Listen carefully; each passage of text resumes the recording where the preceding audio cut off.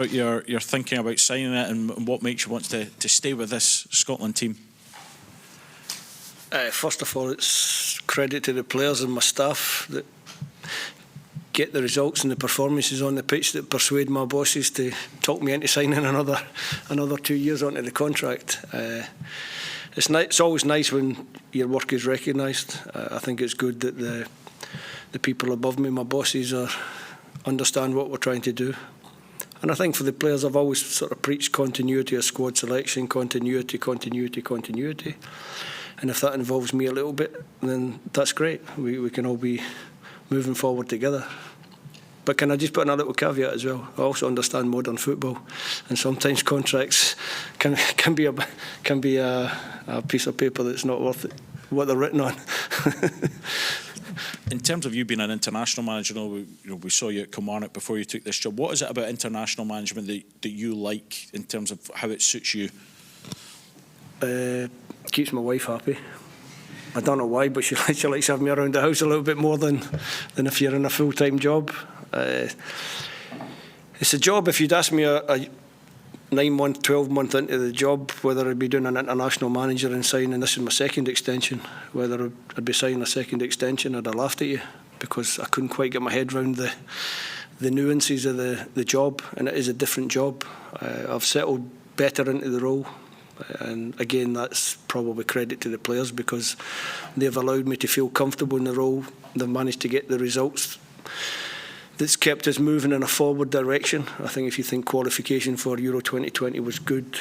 I've spoken before about the World Cup campaign. The actual qualifying campaign in the group was good. It was disappointing to lose a one-off playoff game, but that can happen in any... It becomes knockout football. It can happen. You have an off day and you go out. And then to bounce back from that and get the qualification to UEFA Nations League, to me, there seems like continual improvement. And I think we've improved a lot from when I first came into now. The difficult bit now is the next improvements are very difficult to make. All the small details are going to add up as to whether we can be really competitive and start qualifying for tournaments. I don't want to go to Germany 2024 and not go 2026, and looking ahead 28, 30, 32. You want Scotland to be qualifying. I won't be here by the way, when it gets that long. But you want the future to look good. You want to be competitive all the time and go into every qualifying campaign thinking, you know what, we've got a chance to qualify. That's what we want. Given what you said there about modern football and you know how it works, does that mean that there's then a pressure, no matter what the contract says, about qualifying for this campaign starting tomorrow? There's pressure. I want to go to Germany 2024, and so do this group of players. We've said consistently since we qualified for the first tournament that we don't want to be one tournament wonders. We want to go to another one. So this is the next chance, and we're determined to be there. Sum up the evolution of this squad since your first game against Cyprus back in 2019. First game 2019 was the end of a busy campaign with Kilmarnock. I picked 27 players because I wanted to have a look at a broad selection. From that 27, there's only 7 involved in this camp. So that tells you there's been an evolution of players. There's been an evolution in performances and results, in my opinion. I spoke a lot when I first took the job about getting more caps, getting more international experience. And now when we come together, I'm quite often handing out a 25 cap medal or a 50 cap medal. So the number of caps, the international experience has gone up and up.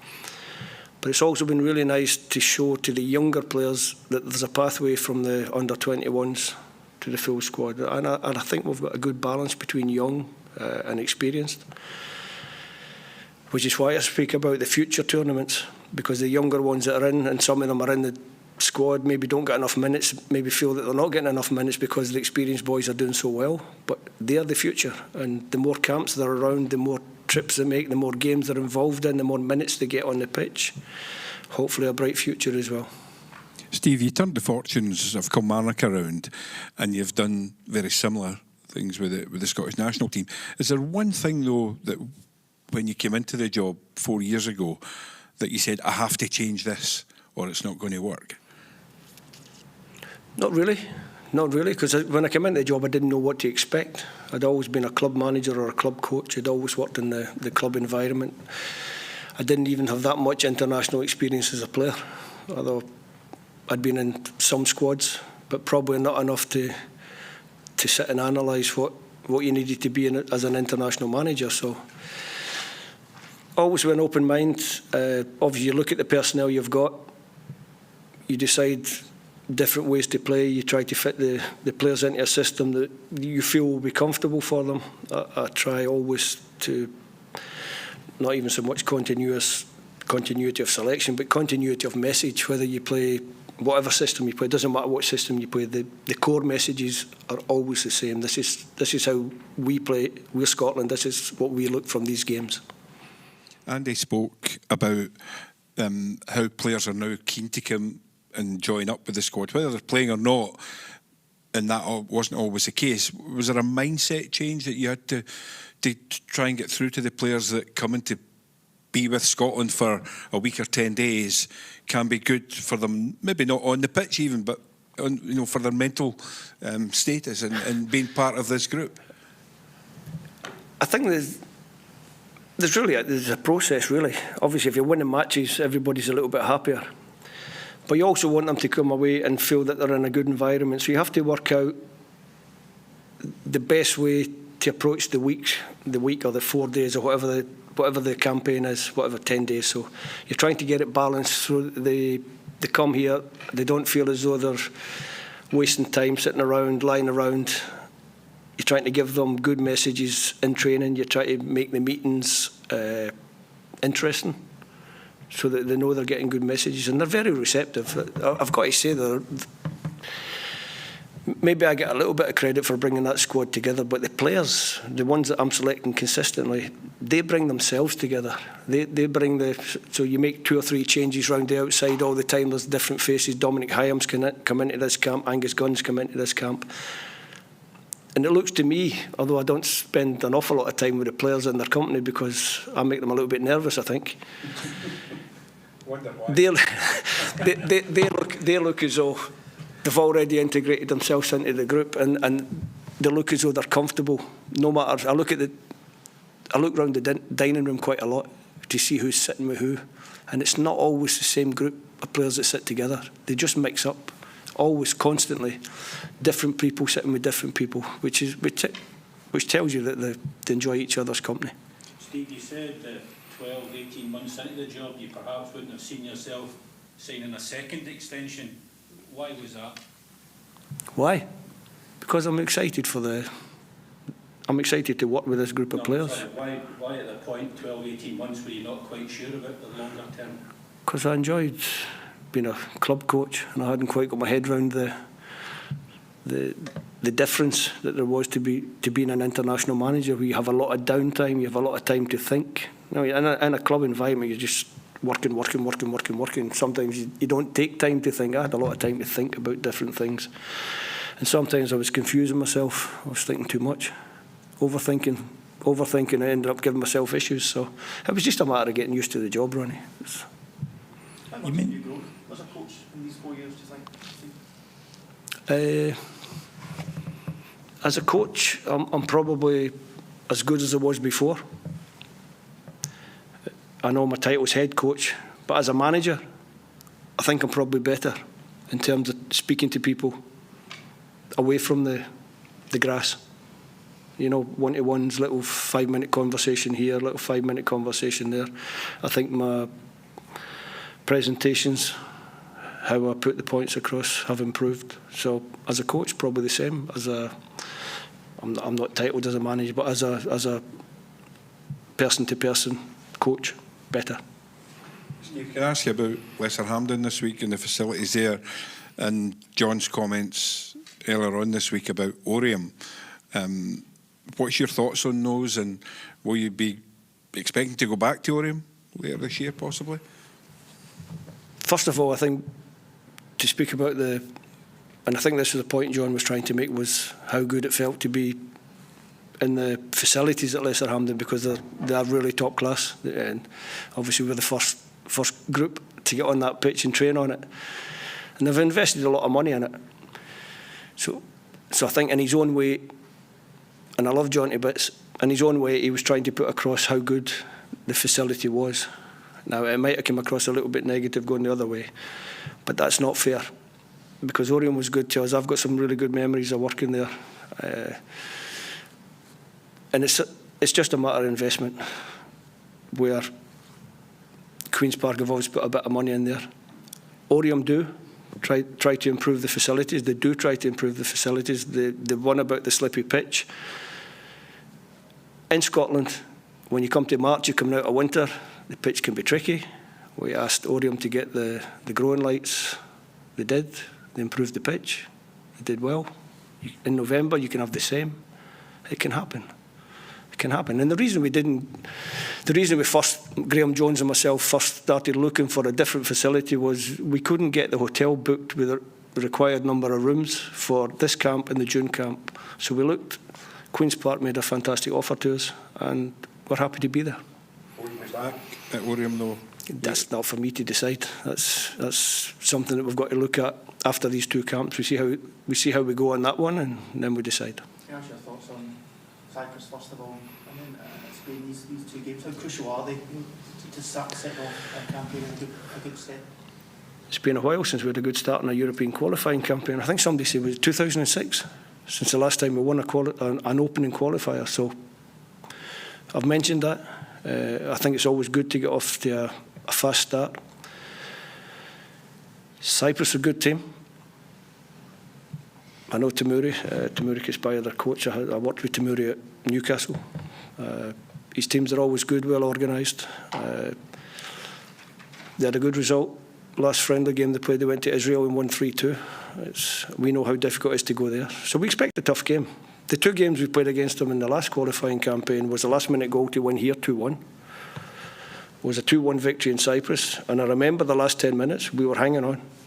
They had us under pressure and we were hanging on. And they missed a big chance at the back post. The boy just put it over the bar. I remember, because my heart's... You know, so you remember those moments, and they've got a lot of... The players are the same. They've brought some younger ones in. They've got a little bit of pace up front. So good experience in their team. And they'll be tough opponents, but it's a game we have to win. When you're playing against the lesser seeded teams, then you want to win the games. So that's what we have to do. Can I ask about the goalkeeping situation? There's been a lot of talk since you announced your squad. Have you decided who your number one will be, and what sort of factors did you look into? Normally I lie to you at this stage and say, nah, I know my team, or I don't know my team. But on the goalkeeping situation, the three boys have worked unbelievable this week. If you actually watched how they're obviously looked at the situation, they're pushing each other non-stop, and they're all trying their best to impress myself and Chris Woods. It's been great to watch, and it's a decision that I'm close to making, but I haven't made it. And I've got another couple of decisions in the actual outfield players as well that I'm going to have to make overnight. So I'll keep thinking about it. You mentioned that the difference between the first squad and this one is something like 20 players that are not in the picture at the moment. Did you anticipate such a turnover when you came in, and has it been, or was it a barrier to consistency? I didn't anticipate it because I didn't really know what the job would entail. If you'd said to me that from 4 years ago, 7 out of 27, I'd probably said, nah, there'll be a few more than that. So there's been quite a high dropout. But that's a credit to the younger ones who've pushed their way onto the stage and said, nah, pick me. So the younger ones take a lot of credit for that. And like I say, when you bring in younger ones, also the more experienced ones in the squad start looking over their shoulder a little bit, because they're thinking, aye, he's coming to take my place. So then you get competition for places, and that's what I'm talking about, those last little steps that we need to take to be a consistently good international team, and that's what we're trying to do. Steve, is this the fittest squad that you think you've had when you look at the selection you've got in this campaign? The fittest? Yeah, they're all pretty good, but I do miss Jack Henry, John Souttar, Scott McKenna, Craig Gordon. So we're still missing players, but that's one of the things that you learn to accept as an international manager, is that you're going to lose some players. You're going to have to have good depth to all the positions, and to be fair, in the centre-back position, I'm still calling up the captain of Norwich, Grant Hanley, with a load of caps. Liam Cooper, captain of Leeds. Ryan Porteous has gone down south and done ever so well to settle in very quickly at Watford. And Dominic Hyam, who's had a really stellar championship career, doing great at Blackburn, top 6. And it's nice to see Dom again, because I had him as a young boy when I was manager of Reading, and Dom was one of my young players at that time. So it's nice to see him again. Yeah, Steve, just everyone fully fit tomorrow, everyone ready to go, full selection available? Yeah, all good. Everyone's ready. Can I ask one? Thank you. Callum McGregor, 50 caps tomorrow. 50 caps tomorrow for Callum, if select. Yeah, another one that I'm sure he'll get his 50th over the next 2 games. Another one I'll be handing out a 50th cap to. Callum's a top professional, plays every minute for his club. Recently he's been playing every minute for us. He's a good player on the pitch. He's a key part of what we try to do. So it's a great occasion for Callum and his family, and if he is selected, I hope he gets the win that his career deserves.